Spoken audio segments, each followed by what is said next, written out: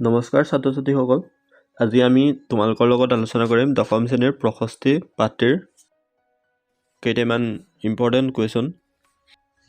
লগতে এটা কথা কৈ যাওঁ, তোমালোকে কোনখন ডিষ্ট্ৰিক্টৰ পৰা এই ভিডিঅ'টো চাই আছা নিশ্চয় কমেণ্ট কৰি জনাবা। এতিয়া আমি প্ৰশ্নকেইটালৈ আগবাঢ়োঁ। প্ৰশ্ন নম্বৰ 1, শব্দাৰ্থ লিখা। ইয়াত শব্দ আৰু ইয়াৰ অৰ্থ দিয়া হৈছে। প্ৰশস্তি, ইয়াৰ অৰ্থ হৈছে আৰাধনা, প্ৰশংসা, গৌৰৱ। দশোদিশ, দশোদিশ মানে হৈছে চাৰিওফালে।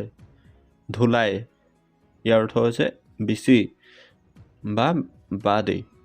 তলমল, তলমলৰ শব্দ অৰ্থ হৈছে অস্থিৰ। উপেক্ষিত অৰ্থ হৈছে অৱহেলিত। তৰু শব্দৰ অৰ্থ হৈছে গছ। অভিযান শব্দৰ অৰ্থ হৈছে কোনো এক উদ্দেশ্যৰে কৰা যাত্ৰা। জৰাজীৰ্ণ অৰ্থ হৈছে ভাঙি চিঙি যাবলৈ ধৰা। প্ৰশ্ন নম্বৰ 2, চমু উত্তৰ দিয়া। ক'ত কৈছে প্ৰশস্তি কবিতাটিৰ কবি কোন? ইয়াৰ উত্তৰটো হৈছে বিহগী কবি ৰঘুনাথ চৌধাৰী। ইয়াৰ পাছৰ প্ৰশ্নটো হৈছে ৰঘুনাথ চৌধাৰীক কিয় বিহগী কবি বোলা হয়? ইয়াৰ উত্তৰটো হৈছে বিহগ মানে হৈছে চৰাই। ৰঘুনাথ চৌধাৰীয়ে সাধাৰণতে চৰাই সম্বন্ধে অধিক কবিতা ৰচনা কৰাৰ কাৰণে তেওঁক বিহগী কবি বোলা হয়। ইয়াৰ পাছৰ প্ৰশ্নটোত কৈছে যে ৰঘুনাথ চৌধাৰীৰ পিতৃৰ নাম কি? ইয়াৰ উত্তৰটো হৈছে ভোলানাথ চৌধাৰী। ৰঘুনাথ চৌধাৰীৰ পিতৃৰ নাম আছিল ভোলানাথ চৌধাৰী। ঘট দিয়া আছে ৰঘুনাথ চৌধাৰীৰ সম্পাদিত শিশু আলোচনীখনৰ নাম কি? ইয়াৰ উত্তৰটো হ'ব মইনা। ৰঘুনাথ চৌধাৰী সম্পাদিত শিশু আলোচনীখনৰ নাম হৈছে মইনা। ইয়াৰ পাছৰ প্ৰশ্নটোলৈ আগবাঢ়িছোঁ।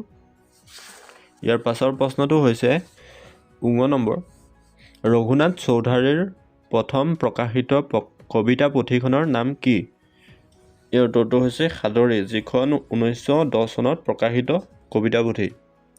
প্ৰথম ছত দিয়া আছে ৰঘুনাথ চৌধাৰীৰ মৃত্যুৰ পিছত তেওঁৰ প্ৰকাশিত গ্ৰন্থ দুখনি কি?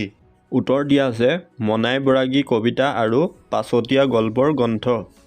ইয়াৰ পাছৰ প্ৰশ্নটো হৈছে ৰঘুনাথ চৌধাৰীৰ কোন কোন কাকত আলোচনীত কবিতা প্ৰকাশ পাইছিল? ইয়াৰ উত্তৰটো হৈছে জোনাকী, আলোচনী, বাঁহী আদি আলোচনীত তেওঁৰ কবিতা প্ৰকাশ পাইছিল। ইয়াৰ পাছৰ প্ৰশ্নটো হৈছে ৰঘুনাথ চৌধাৰীয়ে অসম সাহিত্য সভাৰ কোন চনত অনুষ্ঠিত সভাত সভাপতিত্ব কৰিছিল?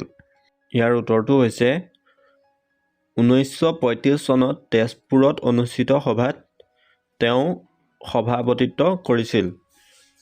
ইয়াৰ পাছৰ প্ৰশ্নটো দিয়া আছে নৱ কিশলয় দলে চামৰ ধুলাই কাক সাদৰি আনিলে? ইয়াৰ উত্তৰটো হৈছে প্ৰকৃতিক সাদৰি আনিলে। নৱ কিশলয় দলে চামৰ ধুলাই প্ৰকৃতিক সাদৰি আনিলে। ইয়াৰ পাছৰ প্ৰশ্নটো হৈছে সুন্দৰৰ ৰূপধ্যান কৰিবলৈ কাক আহ্বান জনাইছে? ইয়াৰ উত্তৰটো হৈছে মুক্তিকামী ভক্তিবৃন্দক। মুক্তিকামী ভক্তিবৃন্দক সুন্দৰৰ ৰূপধ্যান কৰিবলৈ আহ্বান জনাইছে। ইয়াৰ পাছৰ প্ৰশ্নটো হৈছে মন্দিৰৰ উপেক্ষিত ফুল কি? ইয়াৰ উত্তৰটো হৈছে ৰবাব ফুল। ইয়াৰ পাছৰ প্ৰশ্নটো হৈছে ৰবাব ফুলক কিয় মন্দিৰৰ উপেক্ষিত বুলি কোৱা হৈছে? ইয়াৰ উত্তৰটো হৈছে কোনো পূজা পাতলত ৰবাব ফুল নালাগে কাৰণে। ইয়াৰ পাছৰ প্ৰশ্নটো হৈছে বন বিহংগৰ চন্দ্ৰভৰা সুমধুৰ টান ক'ত উঠে বুলি কৈছে? উত্তৰ দিয়া আছে গছ গছনিৰ ডালে পাতে। বন বিহংগৰ চন্দ্ৰভৰা সুমধুৰ টান গছ গছনিৰ ডালে পাতে উঠে। ইয়াৰ পাছৰ প্ৰশ্নটো হৈছে ঋত্বিক ধ্যানী অমৃতৰ সন্তান বুলি কাক কোৱা হৈছে? উত্তৰ মানুহক কোৱা হৈছে। ইয়াৰ পাছৰ প্ৰশ্নটো হৈছে মুক্তি পথযাত্ৰী কোন? উত্তৰ ভক্তসকল। ভক্তসকল হৈছে মুক্তি পথযাত্ৰী। পাছৰ প্ৰশ্নটোলৈ আহিছোঁ কৃষক বেনু কি? উত্তৰটো দিয়া আছে কৃষক বাঁহৰ পৰা সজা এবিধ বাঁহী। প্ৰশ্নটো দিয়া আছে ইয়াৰ পাছৰ কোনে মহামহিমৰ গান গায়?